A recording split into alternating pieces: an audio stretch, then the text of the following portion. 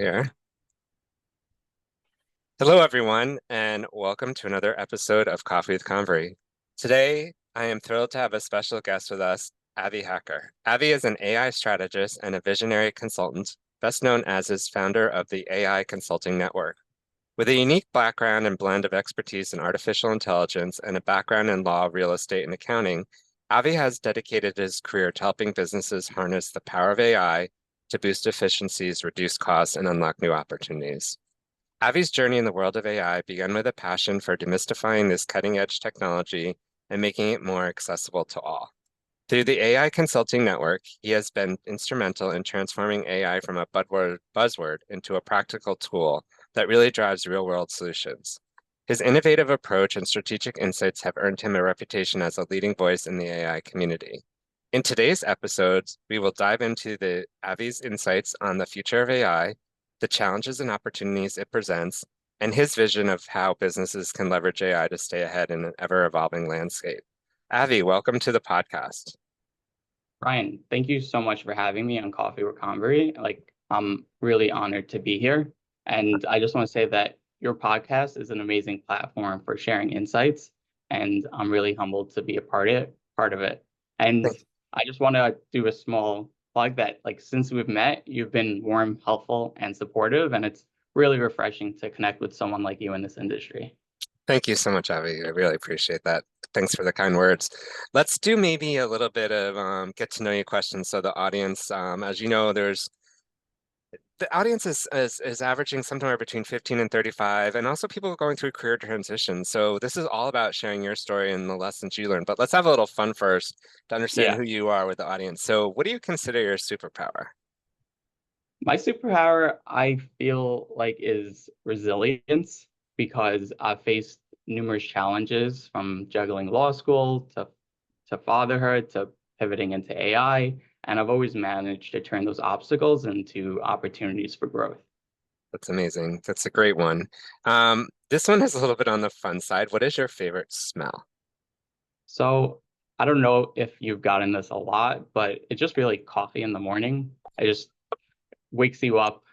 There's nothing like it. You would think with Coffee with Convery, I have a lot more coffee. Yeah. It's usually perfumes or flowers or my mother's chocolate chip cookies or something. But yeah, I Yeah, hear you with coffee. Like there's nothing like fresh brewing coffee in the morning. It smells great. it really Um, does. so what is the best compliment you've ever received? So that's a great question. And someone once told me that I have a unique ability to make complex concepts simple and accessible. And it's a compliment that really resonates with my mission in AI consulting and why I've pivoted to where I am today. Gotcha. Amazing. How about a go-to snack? What is your go-to snack? So, yeah, I'm actually a very big snacker. I actually sometimes just snack and not eat throughout the day. But if I had to pick one food, it'd probably be just like a good chocolate bar, like plain Nice. chocolate. Yeah. Hey, nothing like it. Nothing like Yeah. it. So we all start somewhere, right? We all have a first job. Mine was washing pots and dishes at a restaurant, but what was your very first job? My first job was actually in the care sector, and I worked with adults who had special needs. And I feel like this experience shaped my life to who I am today because it helped me develop empathy and learn to tackle challenges from various angles. So I just feel like starting off in that sector really helped me grow into my journey. Nice, and so impactful too. If you had to pick one word to describe yourself, what would it be? That's a good one also. So besides, I guess, resilience, I would also say adaptable Adaptable. to Great. just personal, professional, just being able to go with the flow. That's awesome. It's a great descriptive word, but it's also a great skill to have. So, all right, so let's jump in. You and I have gotten to know each other over the last bit and shared a little bit about your introduction in the beginning, but maybe back up a bit for the audience and maybe where did it all start with you before starting your own business? Yeah. So I my journey began in like a traditional path in college, and I didn't know exactly what I wanted to do yet. So I picked accounting as my go-to because I figured that was like the broadest area and it was really good for a business background. So I got a degree in accounting, business management, and finance from Brooklyn College. And then I worked at PwC focusing on automation and security. And at that time, I learned a lot around like how how these controls are secured in automation. So is the risk assurance division. But at that point, it didn't seem something that was so interesting to me at the time, which was, I guess it's funny how life comes full circle because now I'm applying those skills where I really delved into that knowledge now. Right. So I made the pivot to law school to try something different because I interacted with some legal teams on PwC and I found that interesting. And then during law school, I worked for a solo practitioner doing real estate and corporate law. But during this time, the AI technology was really coming to the public, and I was always very led to innovation and efficiency. So when this technology came out, I was really like, this is revolutionary. So I kind of started playing around with it in my free time, and I approached it just as trying to make it applicable to what I'm doing for it to be helpful. So I really have this approach to AI as not a tech background, but how to make it something that could actually be useful to people on an everyday basis. And the more I was playing around with it and the more I was getting experience doing real estate law, corporate law, and now I noticed my background with PwC and I have this unique like point where Yeah. it's very diverse and I was like I want to build my own company and help people try to incorporate this technology to help them be more efficient and productive. Yeah, what I love about what you're sharing there too for the audience too is, you talk about it being non-traditional, but in so many ways you were exposed to different things. PwC exposed you to law, other things exposed, and I think that's the whole part of when you're starting. I think it's not just starting, it's in your career's an adventure. And I think if you can actually take those moments and reflect and pick up on them and think, hey, maybe I want to check this out for a while, right? Like it's all about exploration to figure out Yeah, where you really want to be. And I think I'm a firm believer that these things happen for a reason. Like going to PwC opened up that avenue and that opportunity for you to look at law for a bit, right? And be a paralegal and all that. So yeah, no, I think it's really interesting. yeah, and Diving, just yeah, go ahead. yeah, just to add to that, it's just every time I was in my position at PwC law school working, it's kind of felt like there's nothing else. And it was Yeah, kind of scary to yeah, transition to something else because if not this, what? then what am I going to do? But Yeah. then now looking back, it's if I stayed in that career trajectory, like I wouldn't be as happy as I am right now. So it's always scary taking the leap, but there are a lot of other avenues out there than just what you're faced with right now. Oh, 100%. You've, like you said, resilience, having that ability to adapt. I mean, you've gone through quite a few of major life transitions already, getting married young, going through a divorce, raising a child while attending law school. Those are a lot of life moments. Yeah. How did all these experiences shape your professional path and personal resilience to life? Yeah. So I would say it showed me the importance of just really efficiency, time management, and these are direct skills that directly translate to the work I do because Mhm.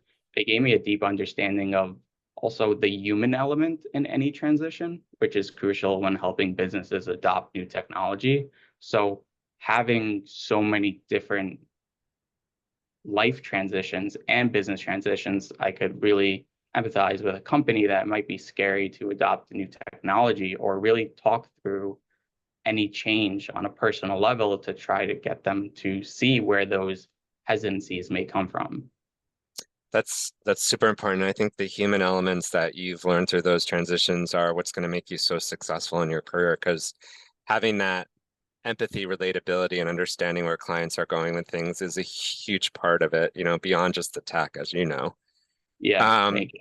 no, no worries. So how has the background in law influenced your approach to the AI consulting? Are there any specific skills or perspectives from being involved with paralegal work and dipping your toe in that industry? Did you find anything particularly valuable as you've looked Yeah. at the AI field?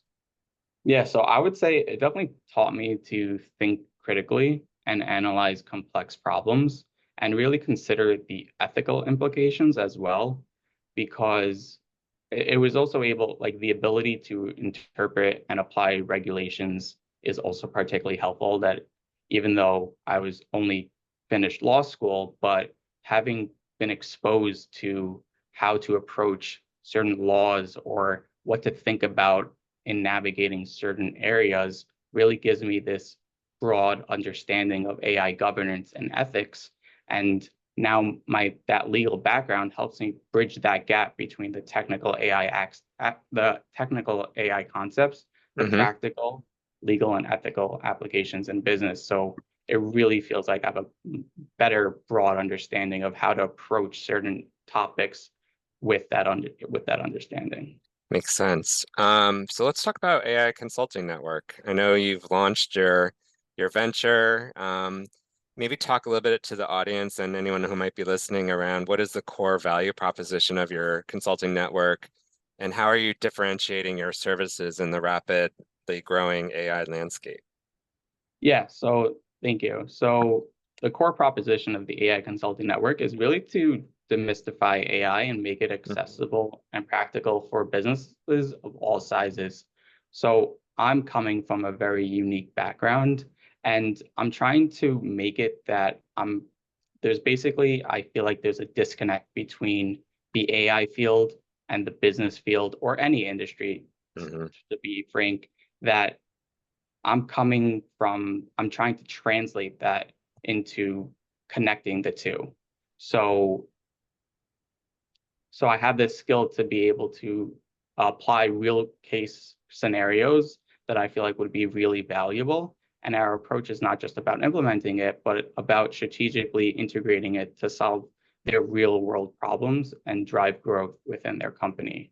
So right now, I'm kind of breaking it out into three segments as I would come in, analyze their entire operations, map out their systems, and then locate where the inefficiencies lie, and then see how AI could help boost their productivity or efficiency. And then I'll help them implement those solutions and then stay on as an advisor to really stay up to date with the current tech because as everyone sees, it's evolving at a rapid pace. Oh, absolutely. It's funny, it came to my mind. I'm like, you're like the AI whisperer, like connecting all that.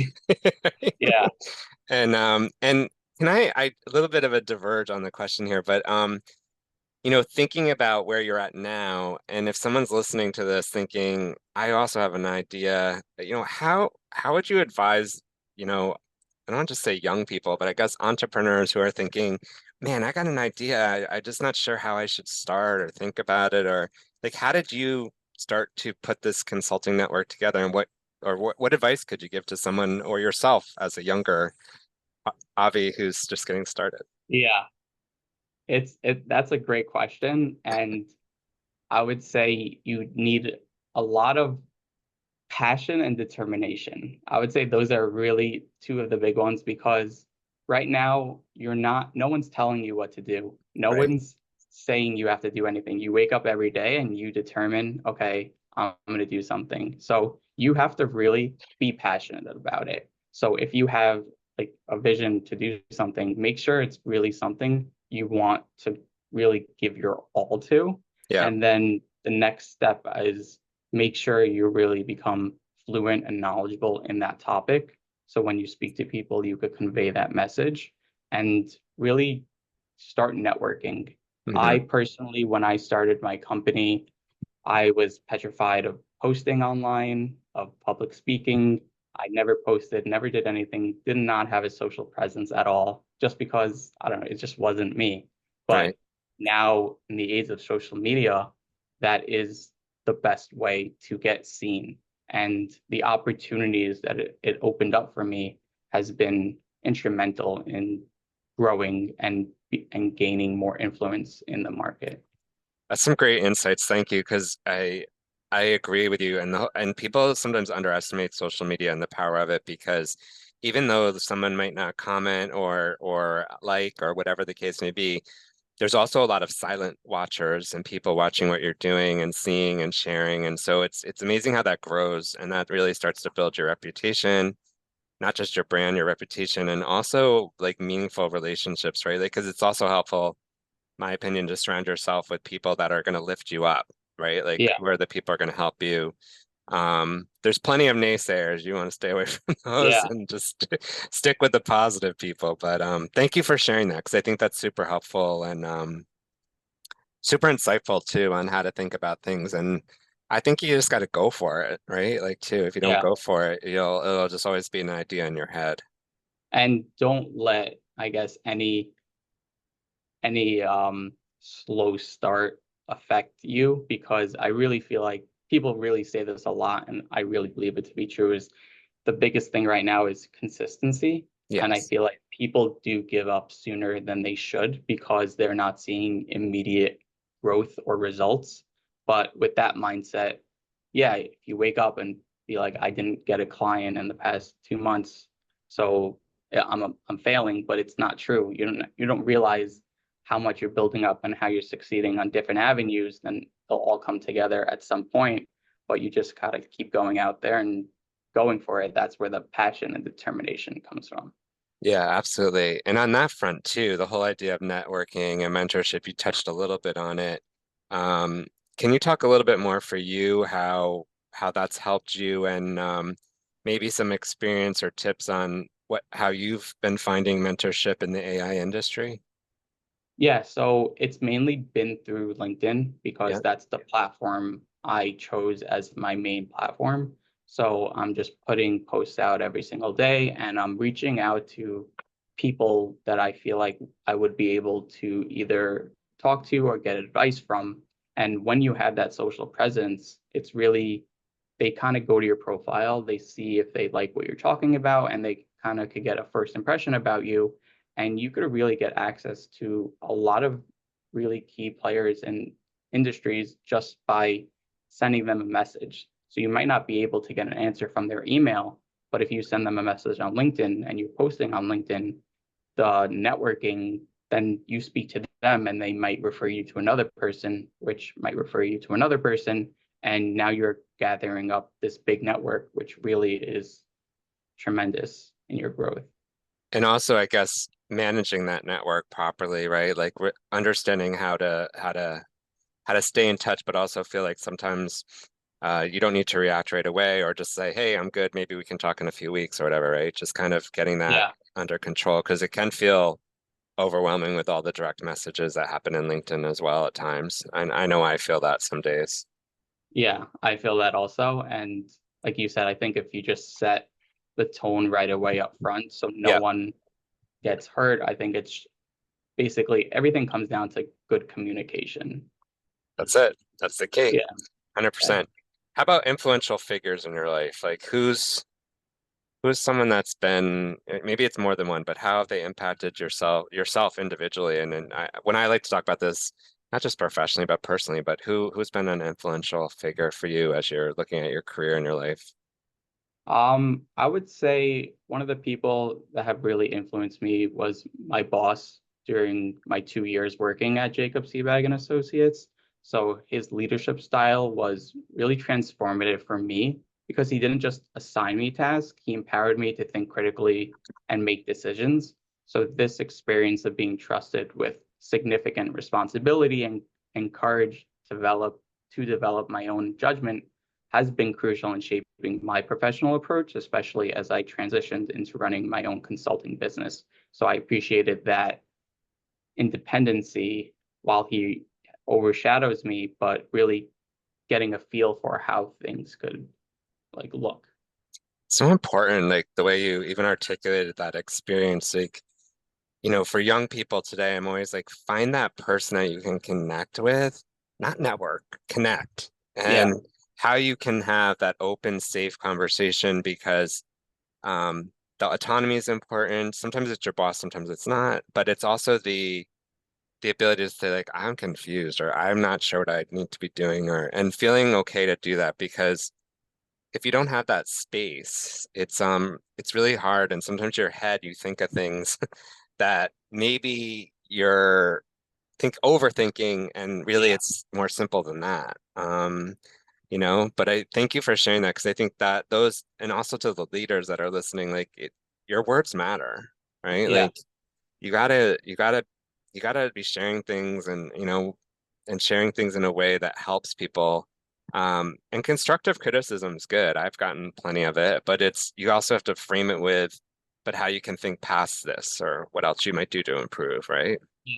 I think people don't realize how much they might have an impact on their employees, and it's really they could really drive how well that employee does just by giving a thank you or acknowledging the Yeah. quality of their work. And it's really those little things that really make the difference. So thinking about people who might be listening to this podcast today, and there's so much buzz around AI, right? It's obviously here. It's a conversation that's on the news, on the TV, here with us today. If someone, I don't know, even a high school student, someone thinking about, hey, I might want to start looking at that as a possible path or a career or an opportunity to explore and see if it's for me or not. Any advice you'd offer to someone who wants to think about starting out in a career like this? Yeah, I would say just really start playing around with the main tools out there, get a feel for how to interact with it because I kind of look at it as like another language. So really start Mm, also thinking of a different mindset. I always say try to have like an AI first mindset instead of when you have a task, think of it as how could I leverage AI to do this first, not kind of, oh, I don't know how to do it. Let me try to use AI because then you could realize you could really see the possibilities of when you try AI first, and then you're like, oh, AI could help with this. I didn't even know the possibility because when I speak to people, it's kind of they know it could help write emails or do different things, but when I tell people, oh, did you know it could automate this part of their business and help do this? It's like, oh, I didn't even know that was a possibility. So you're not going to really realize those opportunities until you try. So really take the time, try, play around with it. Don't give up because it takes a while to learn, but stay updated on all the latest trends because there are a lot of updates and try to just do a little bit every day to try to gain that expertise. yeah.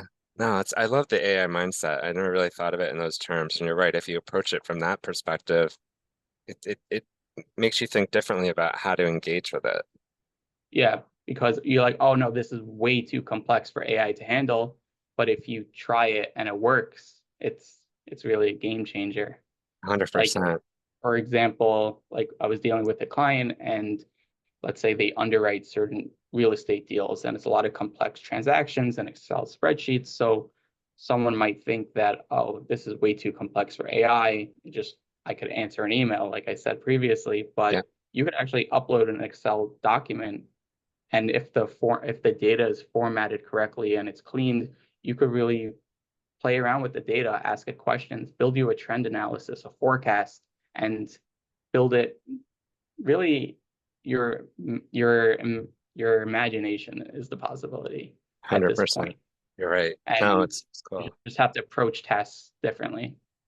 Yeah, absolutely. So, I'm super excited to see how you're doing, where you're going. Obviously, been following you on LinkedIn and seeing all the great things you're sharing.